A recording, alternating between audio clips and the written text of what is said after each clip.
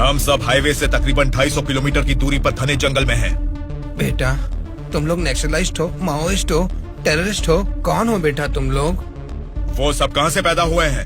तुम जैसे लोगों की गलती से ही वो लोग पैदा हुए हैं। बेटा तेरी बात मैं मानता हूँ, लेकिन मैं शुगर पेशेंट हूँ। टाइम पर खा के अगर मैंने दवा नहीं लिया तो मेरी बॉडी कांपने लग जाती है बेटा। तुम हेल्थ मिनिस्टर हो ना?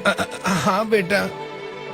तुम्हारे पास बड़े हॉस्पिटल्स हैं, फिर भी तुम्हें ये सब बीमारियां हैं, तो तुम पब्लिक का भला कैसे करोगे? बेटा हमारे पेट में चूहे दौड़ रहे हैं, पहले कुछ खाने के लिए तो दे दीजिए।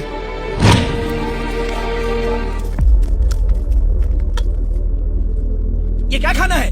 ये तो जेल के खाने से भी बदतर है। क्यों रे? तेरी राशन की दुकान में यही चावल तो बिकता है, फिर वो लोग कैसे खाते होंगे, कभी सोचा है?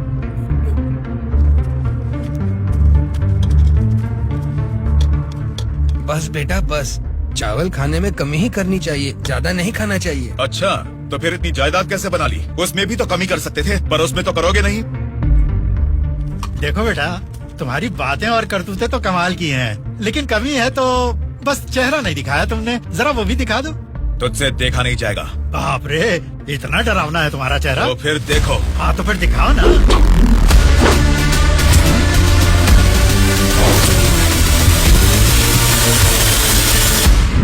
हमारी जिंदगी को लक्ष्य देता है ये महाविद्यालय, हमारे भविष्य को भी रचता है ये विद्यालय। स्वामी विवेकानंद ने कहा था कि देश का भविष्य युवा पीढ़ी के हाथों में है, लेकिन युवा होने के नाते हम क्या कर रहे हैं? देश के भविष्य से मुझे क्या करना है, ऐसा बोलकर हम खुद ही को स्वार्थी बनाते जा रहे हैं। मतलब हमारा पढ़ाई करना, नौकरी करना स्वार्थ है क्या? प्रॉब्लम पढ़ाई के बारे में या जॉब के बारे में नहीं है बेटा, तो फिर देश के भविष्य के बारे में ना सोचना ही प्रॉब्लम है। इसीलिए तो हर 5 साल में हम वोटिंग करके नेता लोगों को चुनते हैं। ये सब काम तो उनका है। वही तो हम लोगों की गलती है, वोट देते हैं और भूल जाते हैं। एक स्टूडेंट की हैसियत से फैसला करना, लेकिन बेहतर समाज का निर्माण करने का सामर्थ्य आप में है। उन लोगों को खड़ा करके पूछने का हक भी आपको है। जब आप लोग ऐसा करेंगे तब स्वामी विवेकानंद की बात सच होगी कि देश का भविष्य युवाओं के हाथों में है।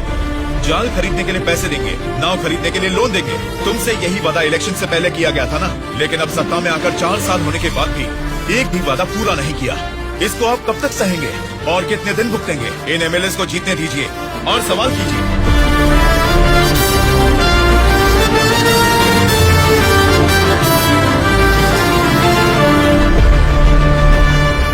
18 साल की उम्र होने के बाद ही हमारे देश में मतदान का हक क्यों दिया जाता है जानते हो? ताकि हम एक सही नेता को चुन सके। लेकिन हम क्या कर रहे हैं? हम बिना सोचे समझे और उनसे पैसे लेकर वोट डाल रहे हैं। अगर ऐसा ही चलता रहा तो कल को आपके बच्चे और फिर उनके बच्चे, हर किसी को इसी तरह की परेशानी होगी। हमें अब बिना सोचे समझे और पैसे लेकर वोट डालने की इस प्रथा को खत्म करना ही होगा। और अगर हमने ऐसा नहीं किया तो सबका नाश निश्चित है। आने वाली पीढ़ी को हम ये बताएंगे कि वोट की जो ताकत है उससे सरकार बदल सकते हैं। जनता की स्टूडेंट सर, आजकल जनता के सामने समाज के बदलाव की बातें करते रहते हैं सर। आजकल ये फैशन हो गया है सर। ठीक है। हाँ? उसके भाषण की वजह से अपनी इमेज डैमेज नहीं होनी चाहिए। सर हमें उनकी परवाह नहीं करनी चाहिए, वो लोग कुछ प्रॉब्लम नहीं करेंगे सर। अपने किसी आदमी को बोलो इन पर जरा नजर बनाए रखे। Okay sir. दिल्ली से आते ही इनके बारे में कुछ करेंगे। क्या बताऊं बेटा, इस गांव की समस्या वैसी की वैसी ही है। हमारी समस्याओं को सुनने के लिए कोई वार्ड मेंबर नहीं आता है। सरपंच को तो देखा ही नहीं, कॉर्पोरेटर काम नहीं करता, और एमएलए के लिए क्या बताऊं, 4 साल पहले हमने उनको जिताया, वो तो ऐसे गायब हुए जैसे गधे के सर से सिंह। उनसे मिलने जाओ तो लात मार के भगा देते हैं।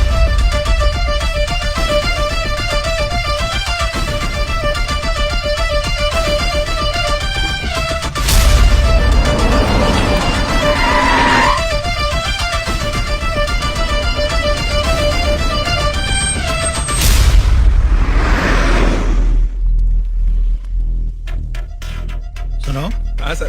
हम बगल वाली स्टेट में गए थे ना? हाँ सर। तो ये यूएस गए थे, ऐसा फ्लेक्सी क्यों लगा है? हाँ सर। चलो लगे रहने दो सर। फोटो अच्छी लगाया किसने इसको? और कौन सर, वो स्टूडेंट्स ही हैं। इन पोस्टर्स को देखकर वो एमएलए पक्का रिएक्ट करेगा। रिएक्ट तो करेगा, पर कैसे रिएक्ट करेगा वो पता नहीं चल रहा। जैसा भी रिएक्ट करें, कोई भी प्रॉब्लम आने दो, हम सबका सामना कर लेंगे साथ में। जैसा आपने सोचा वैसा नहीं होगा। शक्ल से तो पढ़े लिखे लगते हैं, पढ़ाई की है तो अच्छी नौकरी कर लेते। ऐसे पेस्ट लगा के पोस्टर लगाने की गंदी हरकतें क्यों कर रहे हैं आप लोग? ये पॉलिटिक्स के चक्कर में क्यों फंस रहे हैं? ये एक दलदल है, एक बार इसमें उतर गए ना तो फिर इससे बाहर नहीं निकल पाओगे। समझ गए ना? मतलब आपके नजर में वोटर की कोई वैल्यू नहीं? अरे बहुत सही कहा आपने। आपकी नजर में वोटर की बड़ी कीमत है, लेकिन हमें वोट की कीमत पता है। यही फर्क है आपकी और हमारी सोच में। एक बार वोट मिल गया ना, फिर वोटर को कौन पूछता है। 5 साल के लिए हम ही राजा, हम ही मंत्री। मतलब आपसे सवाल करने वाला कोई नहीं है क्या? अब तुम ही बताओ, जो लोग पैसा लेकर वोट डालते हैं उनको सवाल पूछने का अधिकार है? अभी जो भी हो रहा है वो इलेक्शन नहीं है, कलेक्शन है। हम वोट कलेक्ट करेंगे, वो पैसे कलेक्ट करेंगे। एक एक वोट का 5,000, 1.5 लाख वोट हैं, मतलब 75 करोड़। उसके साथ दारू, बिरयानी, नाच गाना, पोस्टर, पब्लिसिटी, इनके अलावा हमारे नेता को मिलने वाले गिफ्ट, बाप रे, तकरीबन 150 से 200 करोड़ खर्च होता है। अब इस खर्चे को प्रॉफिट में बदलना है, 200 करोड़ का 1000 करोड़ बनाना है। ये सब करने में ही 5 साल निकल जाएंगे। फिर जनता की सेवा करने का टाइम कहाँ रहेगा? वैसे वोट बेचने वाले की हम सेवा क्यों करें, उसको पूछने का हक नहीं है, क्योंकि उसने तो अपना वोट बेच दिया है। इसलिए मैं तुम लोगों को आखिरी बार बोल रहा हूँ, सड़क छाप गुंडागर्दी से जिंदगी शुरू की थी, अब स्टेट मिनिस्टर हूँ। मुझे फिर से गुंडा बनने पर मजबूर मत करो। इलेक्शन नजदीक आ रहे हैं। पिछली बार वोट के लिए 5,000 मांगे थे, इस बार 10,000 मांगेंगे। हमें इसके लिए तैयार रहना है। यहाँ वोट के लिए ही नहीं, सीट के लिए भी पैसे देने हैं। पार्टी हाईकमान मेरी परवाह नहीं करेगी तो मुझे बहुत दिक्कत हो जाएगी। मेरे रास्ते से हट जाइए। इसके बावजूद भी अगर किसी ने रोका तो तुम सबकी डेट ऑफ बर्थ तो अलग अलग है, लेकिन डेट ऑफ डेथ एक हो जाएगी, याद रखना। चलता हूँ।